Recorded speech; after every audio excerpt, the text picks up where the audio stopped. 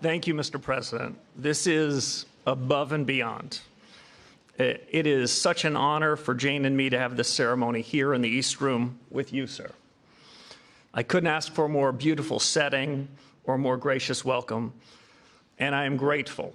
I recognize, as the President said, that ours is a time of great consequence. It's also a great honor for me to have the oath of office administered by one of the great and longest-serving public servants, a brilliant and independent thinker, a man dedicated to our Constitution, and no less important, a joyful and collegial presence on our highest court, my esteemed friend, Justice Clarence Thomas.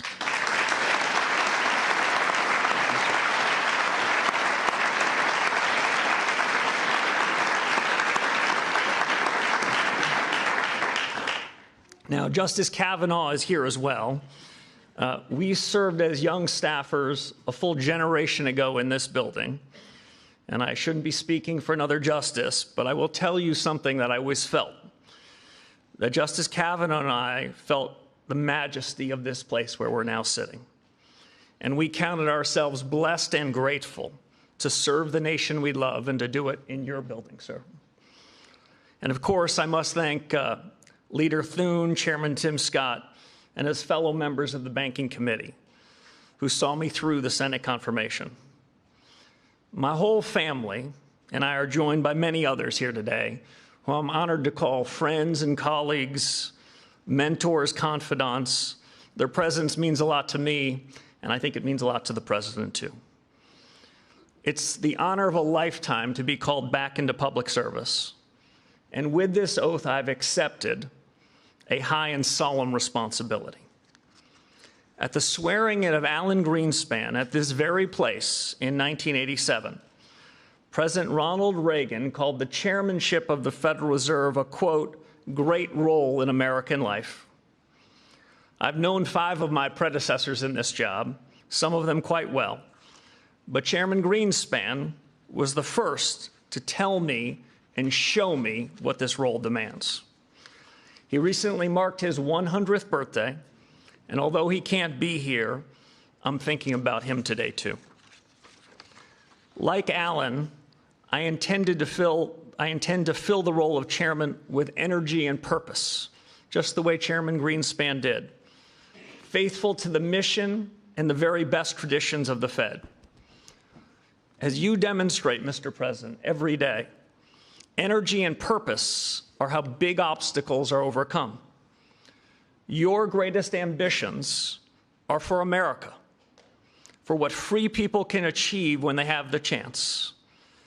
And while I'm not naive about the challenges we face, I believe, Mr. President, these years can bring unmatched prosperity that will raise living standards for Americans from all walks of life.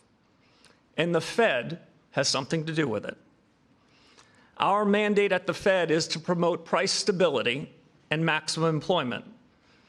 When we pursue those aims with wisdom and clarity, independence and resolve, inflation can be lower, growth stronger, real take-home pay higher, and America can be more prosperous. And no less important, America's place in the world more secure.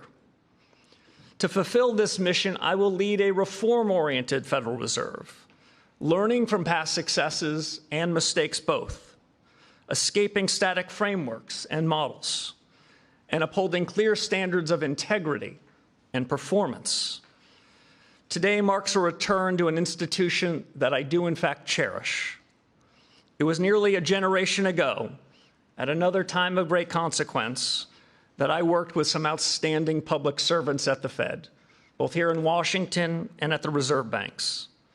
My goal now is to create an environment in which the best people can do their life's best work, and to face every challenge in the spirit of common purpose and devotion to the national interest, in a word, to excellence.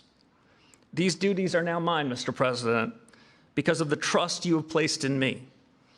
I accept them with gratitude and will strive every day to serve our fellow citizens well. And in final, I'll just say I'm going to look around and try to hold on to this special moment. But after we leave this stage, the real work begins. So let's begin that work. It's an honor. Thank you again, Mr. President.